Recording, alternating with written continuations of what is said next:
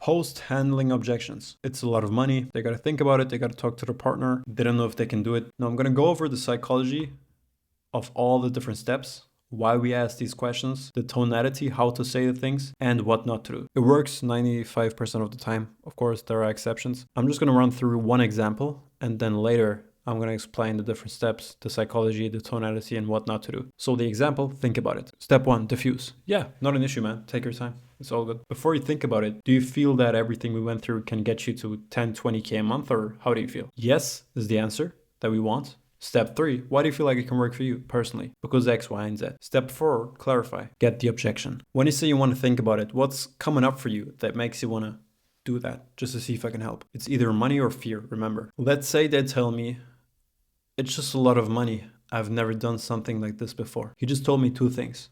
It's a lot of money, and I've never done something like this before. We don't know what this means, so we gotta probe and clarify. I use one question that actually solves this whole problem. In terms of the investment, do you have the full amount and you're saying you just need a bit more certainty?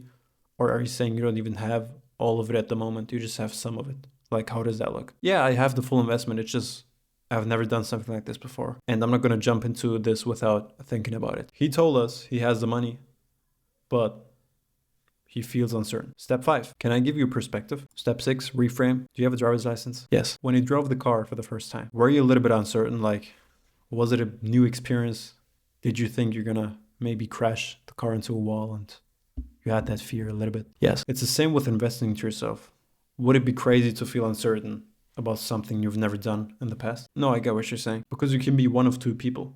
The first person who lets that uncertainty and fear overcome them and who doesn't try, who doesn't take a risk, who just stays where they are because they're afraid of leaving their comfort zone. Or the second person who knows that this uncertainty actually means that they're pushing themselves, that they're moving forward, that they're taking the steps to becoming the person they want to be and overcoming their own fears. Who do you feel like you need to become in order to get to 20K a month? First or the second person? Yeah, second person. Why though? Because you don't have to. You could just be the first person. Yeah, because I want to change and do X, Y, and Z. So what happens if you keep telling yourself that you can't do it or that you just need to think about it before you make a decision and you let the fear overcome you instead of you overcome the fear? Where does that lead to? Nowhere. So what do you feel like you need to do to put yourself and your family in the best position? That's the whole framework. We get them to close here and they give you their credit card information and you make your commissions. So what's the psychology behind each step? Step 1, diffuse. We don't care about the outcome. We're detached from the outcome and we're not combative. We don't want to push the prospect because the prospect might have been pushed before on a sales call and everyone hates salespeople anyway. We're just going to help them let their guard down. And we won't be able to handle any objection if their guard is not down and if their sales barrier is up. I don't care. I genuinely don't care. Yeah, cool. Take your time, man. Before you think about it though, step 2. Do you feel that everything we went through can get you to 10, 20K a month, or how do you feel? The reason we do this, we want the prospect to sell themselves into joining. Pretty simple. So if they tell me they feel like this program can work, and if I do a double buy-in and ask them, why do you feel like it can work for you personally? They just sold themselves into the program. And I haven't even done anything. I just asked 2 simple questions. Do you feel like this can get you to your goals? And why do you feel like it can for you personally? I don't use the word, do you feel like this could work or this would work? Because it's weak language. I want to use can and plant certainty into the prospect's mind. And some prospects will challenge you and say, well, I don't know for sure, but I guess I have to try before I find out. And this is actually a positive sign. You just got to jump into it and then use a reframe and be like, yeah, I mean, if you never try, like, where does that lead to? Step 4, clarify. This one is pretty obvious. Like, we just want to figure out what's the objection. Is it fear or money? We don't know yet. Most prospects will give you surface level answers. So we got to dig in, probe, and clarify to really get the objection. Because if they tell me it's a lot of money, that's not an objection. That's just a concern. And I don't know if it's fear. Do they have the full amount and they don't see the value in it? Are they completely broke? They might only have $1,000 out of the 5K investment, and that means a lot of money for them. So a lot of money can mean different things for different people. So we gotta really dig. And once we know what the objection is, then we can move forward into step 5, get permission. Can I give you a perspective? Can I make a suggestion? Those are 2 examples. And the reason we do this, we want to be polite and we want to ask them and earn the right to reframe them and earn the right to make a suggestion. If we just go into it without asking and we try to reframe and do reframe after reframe, they're going to be annoyed. But if they tell me, yeah, sure, they're open to listening to what I have to say. Step 6, reframe. The reason why we do this, of course, we want to reframe their beliefs, their agreements, delete the old agreements, install new ones. And we can do this by using analogies or talking about the prospect and his behavior and basically just asking him, does he feel like this is going to get him to where he wants to go without being combative? And the reason why I use analogies, it helps the prospect just zoom out for a second. Because if I talk about, do you have a driver's license? Or were you uncertain when you drove a car for the first time? The prospect can zoom out of the situation and then think about something else and then agree with me. But at the end of the day, it's the same scenario. Like, they're doing something for the first time. And if they think about something else where they felt uncertain, they're going to be like, I mean, this does make sense. It's normal to feel uncertain. It's not like it's something new to me. I felt uncertain in the past, but I still did it and it worked out. They agree with me. Then we can shift their focus back to the situation they're in and ask them a binary personas question. Who do you want to be, person A or person B? The reason why we do step 7, we want to make it seem that person A is a person that they don't want to be, like someone that doesn't take action, that lets their fears they have overcome them and just stay in their comfort zone and never take a risk, be stuck at their current income level and ultimately just stay the same. They don't want to be that person. I'm going to have a huge contrast between person A and person B. And then person B, we're going to talk about positive things about the future version of themselves. The person who pushes beyond their comfort zone. The person who acts even though he's feeling uncertain. The person that knows that behind the uncertainty, behind the big decision, is the life they have always wanted. The person who is not looking for excuses and changes their decision-making process so they can get to where they want to go. Who do you feel like you need to become in order to get to where you want to go? Person A or person B? Everyone is going to say person B.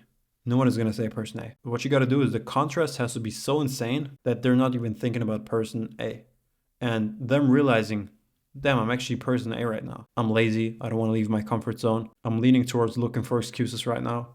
I want to leave the call. I want to think about it. I don't want to be that person. I want to be aligned with the person that I want to be. And the reason why this works so good is we like to be aligned with the actions of the person that we want to be. So if I ask them, do you want to be person A or person B? Yes, everyone is going to say person B, but they're going to say person B because they want to be that person. And people like to agree with identities instead of opinions. If I tell them, you just got to take action, you got to overcome your fears, they're not going to listen to me. Step 8, consequence. The reason we ask a consequence question and ask them, hey, what happens if you keep telling yourself you can't do it, it's a lot of money, and you let the fear overcome you instead of you overcome the fear? Like, where does that lead to? Nowhere. It's just a reality check. It lets them realize that the way they're thinking right now is not going to get them to where they want to go, and they got to drop that mindset right now. And at step 9, we need to close the loop. So we got to ask a closing question. How do you want to proceed? Or what do you feel like you need to do to put yourself and your family in the best position? How do you like to move forward? What are you going to do? If you did a good job, they're going to close right here because they know what they have to do. They know they have to take action. They know that being in the same position is not what they want to do. They know that they got to be person B and change their mindset and belief system and overcome their fears. They know this. So you got to close the loop. So now if we go over tonality, the tonality is pretty much the same throughout this whole thing. Most of the time it's like a curious tone. Now let's go through tonality. Step 1, diffuse. This has to be your most laid back tonality ever. Take a deep breath and be like, yeah, not an issue, man. Take your time. I guess before you think about it, do you feel like everything we went through can get you to 10, 20K a month, or how do you feel? Step 1, laid back, completely detached tonality. Step 2, curious. You tilt your head, you're curious. Before you think about it, do you feel that everything we went through can get you to where you want to go, or how do you feel? Yes. Step 3, double bind. Well, why do you feel like it can work for you? Same tone, confident, curious. Step 4, clarify. Same thing, curious. When you say you want to think about it, what's actually coming up for you?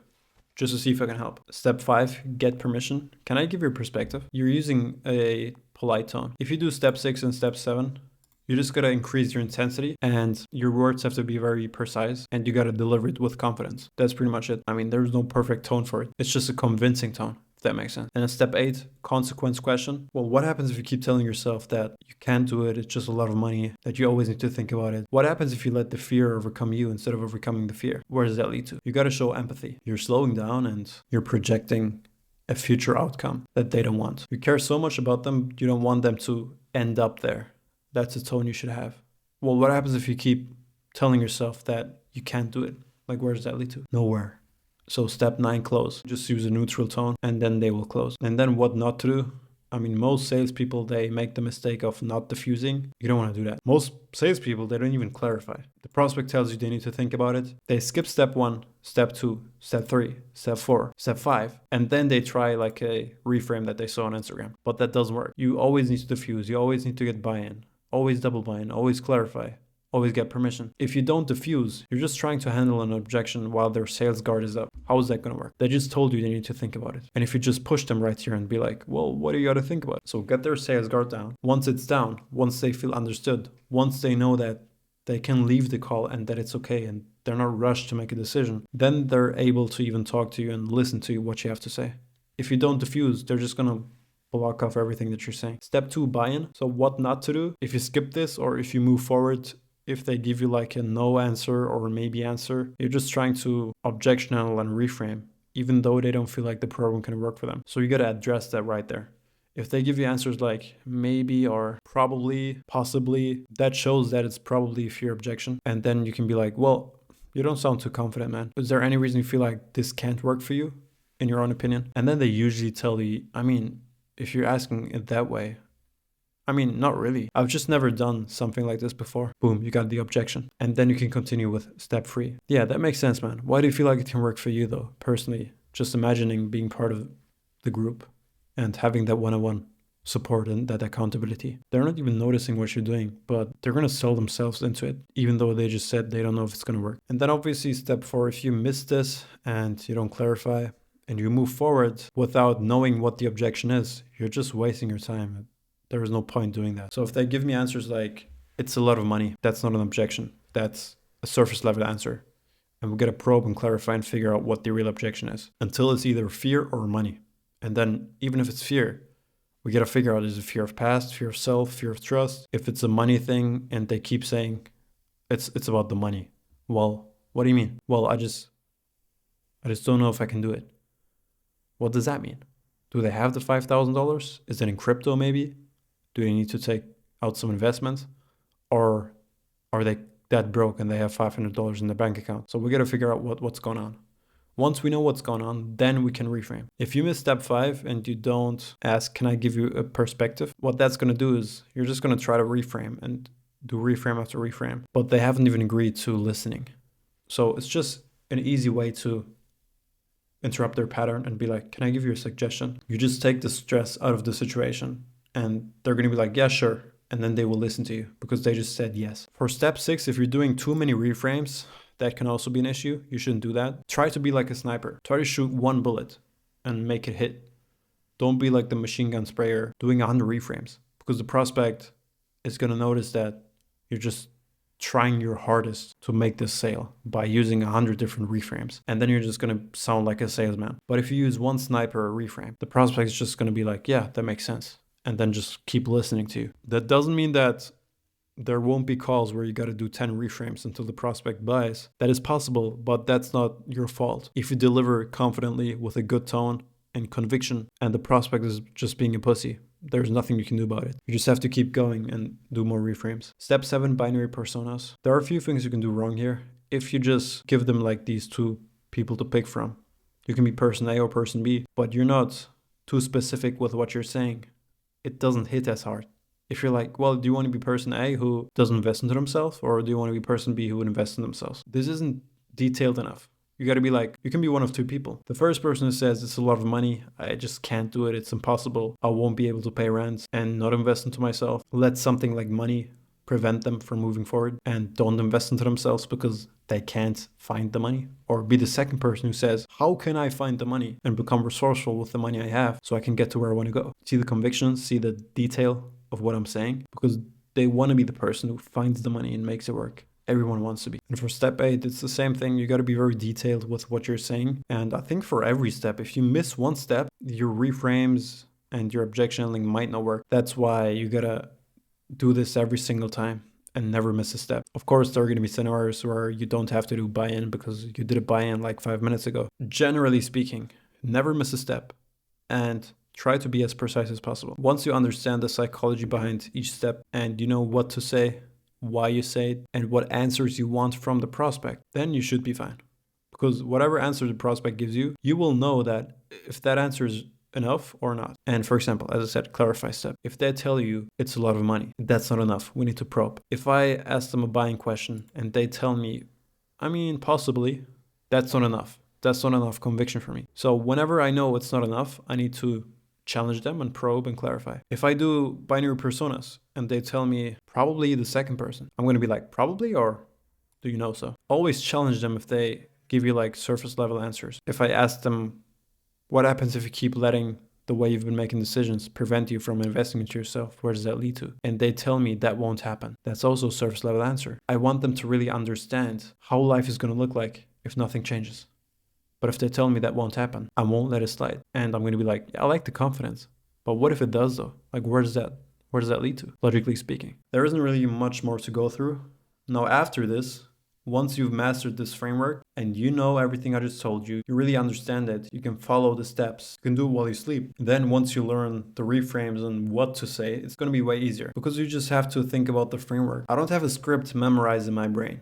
I have this framework memorized. So whenever someone gives me a think about it, I know, okay, diffuse, bind, double bind, clarify, get permission, reframe, binary personas, consequence, close. I don't need to think about this. And knowing the framework lets you understand the whole script. Most salespeople, they just get a sales script, they have a reframe list, and they just read off that list if they handle objections. It doesn't serve you in any way, shape, or form because you don't know why you say things, what answers you want, and you don't know the psychology behind it. Don't you think if you know the psychology behind each step that you're going to perform better instead of just reading off a script and you don't even know why the fuck you're asking these questions? Of course, the first. In the next videos, I'm going to break down think about it, partner, the money objections, and the fear objection and how you handle them and what to say.